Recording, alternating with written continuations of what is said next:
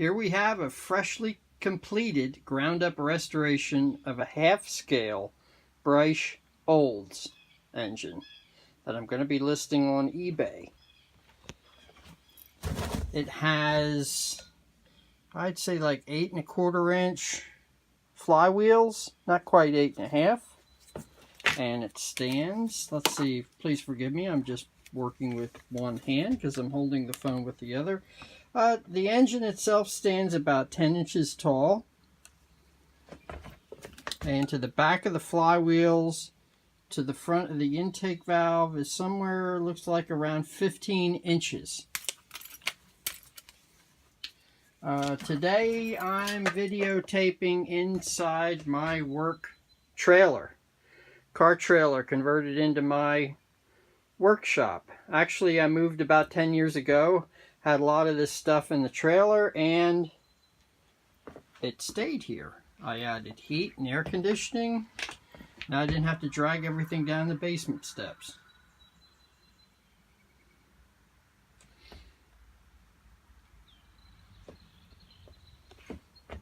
I had plans on taking it outside yesterday when I was doing the fine-tuning on it, and it was raining off and on, so I ended up setting up inside here.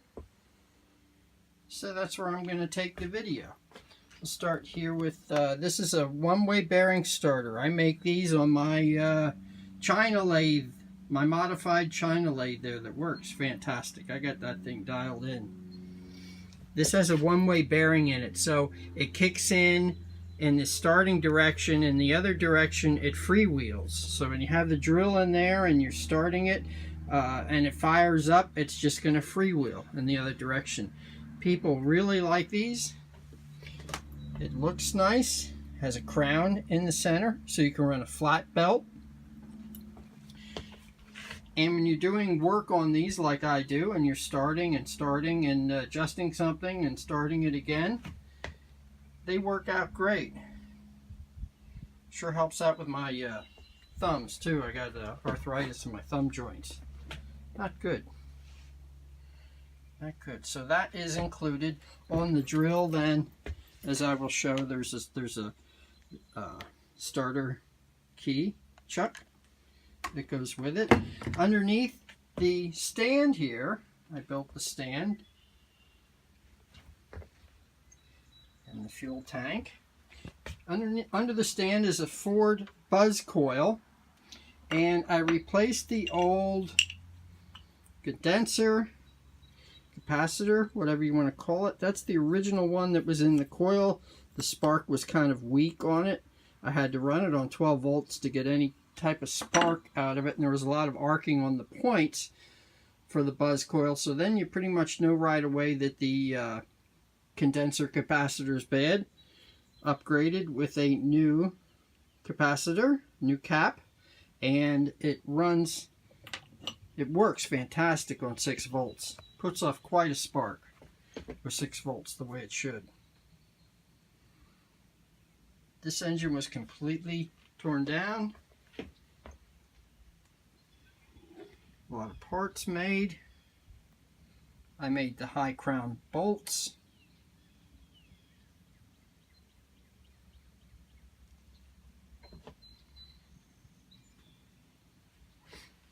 I make the exhaust stacks for these. On the mixer, this one wasn't machined too well, where the valve on this Lunkheimer, I believe that's the correct pronunciation. I'm just going to do this in one take so you get what you get here. The valve in these gets sucked open and opens up the passageway for the fuel to come out, vaporize into the engine. And the way somebody machined this, the opening was at the very top edge and wasn't completely covered by the valve, and it just did not run well. I've had a few of these Lunkheimer carburetors that have not worked. Let's call it a mixer. I call them carburetors.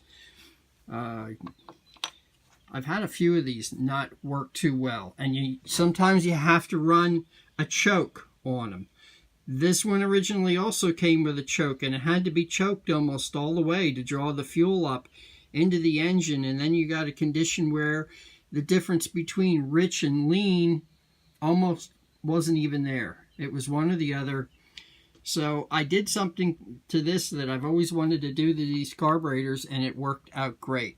I bored out the whole center of this carburetor.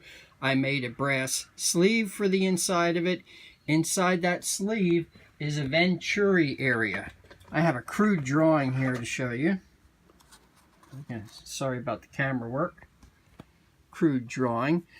There's a venturi area, which is a smaller area that closes down a little bit, and when the air comes up through the mixer, it speeds up in this venturi area, and that's where I have the, well, what do you want to call it? That's where the fuel comes out. I have a tube extending halfway into the venturi area, and you get a really nice mist off of this. You don't get globs and problems with it running too rich and too lean. There's a lot of adjustment now in between rich and lean, not just like a super small turn.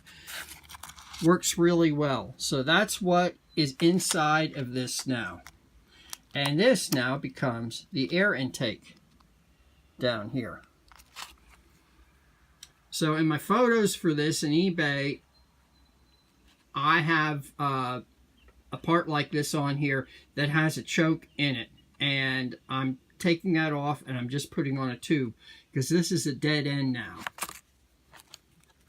because that now becomes the air intake. Works awesome. I am super happy with that, and I'm not even going to mess around with the next one of these that I get. In fact, I have another Olds to restore, and that works out great. I would say it's not as finicky. In my other videos, I described the carburetor, the mixer, as being very finicky with a mixture. Just a very small difference between rich and lean.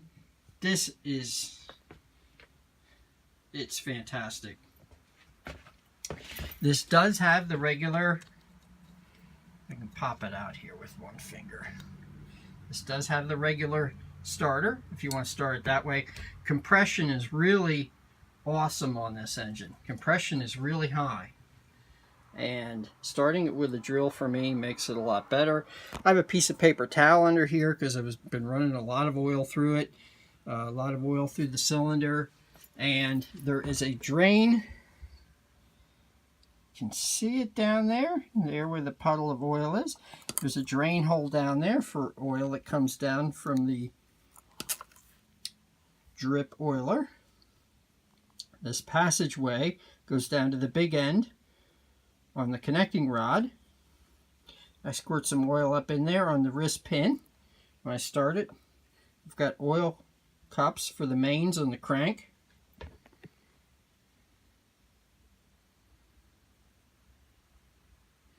I spent about a week on this block, smoothing it out. It is a Breisch Olds. I did fill in and smoothed over the B on the water hopper. I like the look a lot better. I mean, I make these the way that I would like them, and they seem to sell rather quickly. Worked as a jeweler for 35 years, and also worked as a mechanic. And now do a lot of machining work on the side. Yeah, I know some won't like the China lathe, but I'll tell you what, I've got this thing dialed in. This 4-bolt plate here to stabilize this cross slide made an incredible difference. Anybody that has one of these, make this 4-bolt plate. It turned this lathe into a completely different machine. I did that a while ago, and it's great. I still have the pile of brass here from boring out the Lunkenheimer, I believe it's called. So again, sorry for not being outside. It's a beautiful day outside, but since I have this set up in my table in here, this is just a Black and Decker Workmate table that jiggles around a little bit. It's not super stable. It's not like the metal table that I have outside for running these. I had to put a clamp on here to keep the top from wiggling around a little bit because, again, it's not too stable. The battery, 6-volt gel cell down there, that is not included in the sale. So let's fire this thing up. We're 10 minutes into the video already. Time to stop talking and fire it up. We have the red here for your positive, black for your negative, 6 volts. No need to run this coil on 12 volts. Take the drill. Doing this with my left hand, and I'm not left-handed. That's how easy it is to start it up.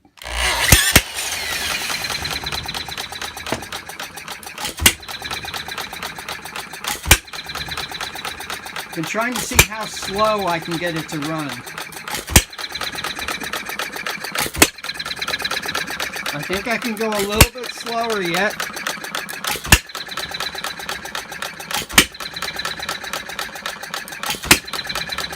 And that mixer works great. Just on one draw, it fires every time it draws in fuel. Sometimes it might draw in twice, but even when it draws in twice, it fires every single time.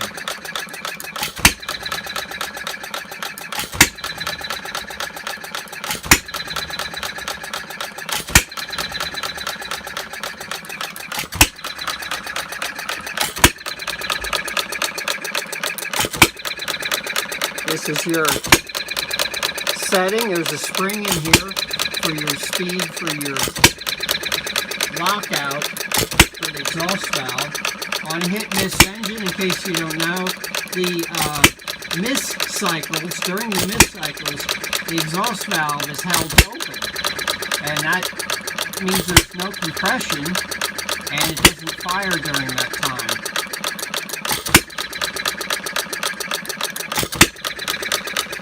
So this adjustment controls how fast or how slow it runs. Let's hold this open, and it should.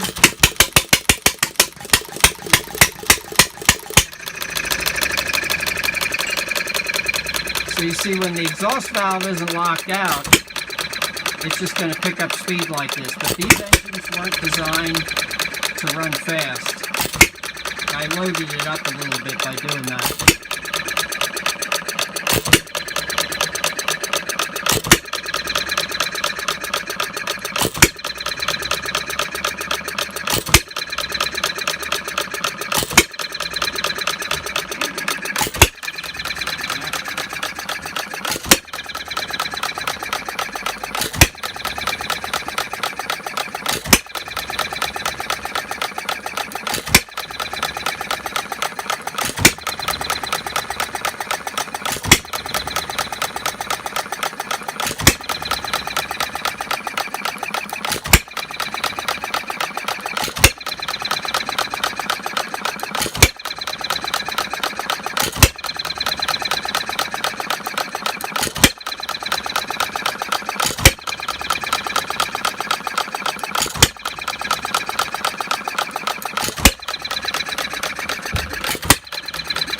This side here, I made a mount for the points are behind the flywheel here.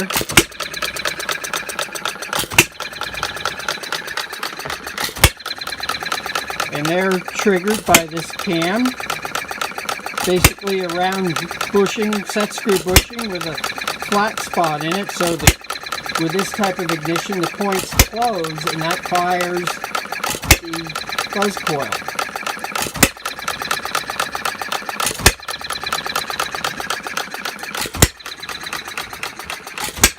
Could probably tinker around with this and get it to run a little bit slower, but I'd say that's pretty good. For the amount of compression this engine has, it needs some momentum to get through a compression stroke.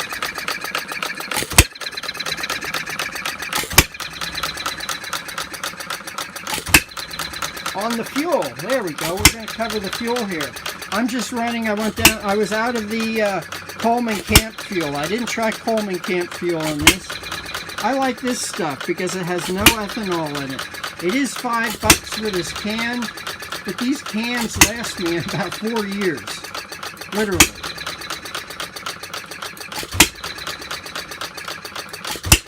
This has preservatives in it. It just works really nice in these engines. And I add a little bit of castor oil to that fuel. This is for mixing with glow type model aircraft engines. But a little bit of this is mixed in with the oil. Mixed in with the oil. Mixed in with the fuel for upper cylinder lubrication.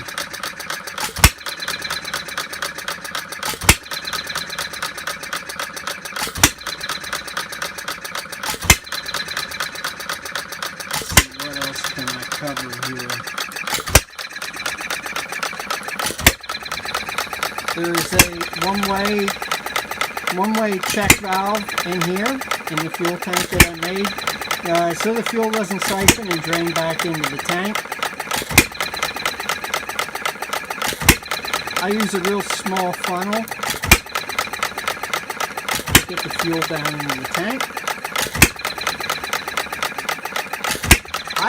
I don't have any water in this right now because it's running so slow. I should have brought my heat gun out here.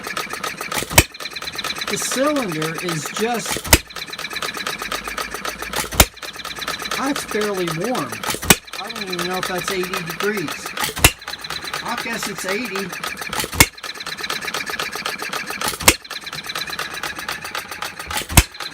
So there isn't even any water in that right now. It's firing,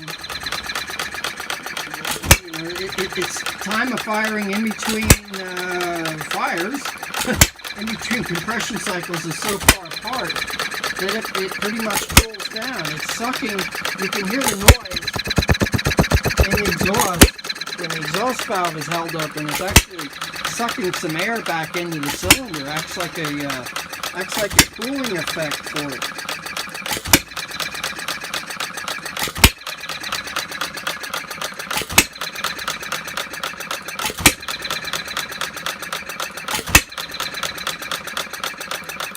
I think today is April 22nd. I don't think it's the 23rd. 22nd, 2019. And I'm going to be posting this video on YouTube, as you already know, because that's where you're watching it. And I will be listing this on eBay yet this afternoon. If you have any questions about it, I just love the way this thing runs. Jeez. Fires perfect every time. Just one. Watch it make a liar out of me. Just one gulp from the mixer carburetor and it fires. If you have any questions to ask me, I'm going to shut it down.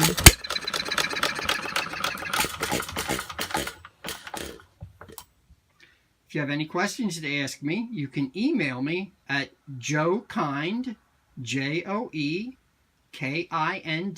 at Comcast, COMCAST.net.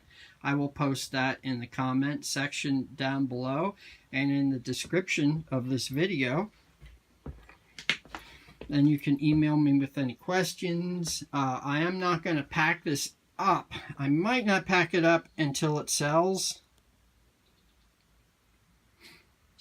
And that way it's out should anybody want to see any pictures of anything.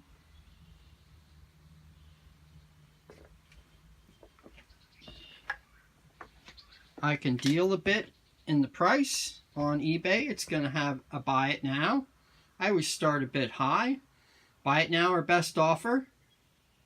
Some people think that's the price and that's it. Don't be afraid to send offers. It will be set to reject lowball offers. And I can do a bit better in a direct sale. No eBay fees in a direct sale. Weight. I know shipping weight's going to be somewhere right around 60 pounds. I'm guessing this engine is about, from the others I've had, about 45 pounds. It can be picked up. It's not too bad to carry it around and move it. And I guess that's about it. I'm at 20 minutes already, so I'll stop blabbing here and say thank you for watching my video.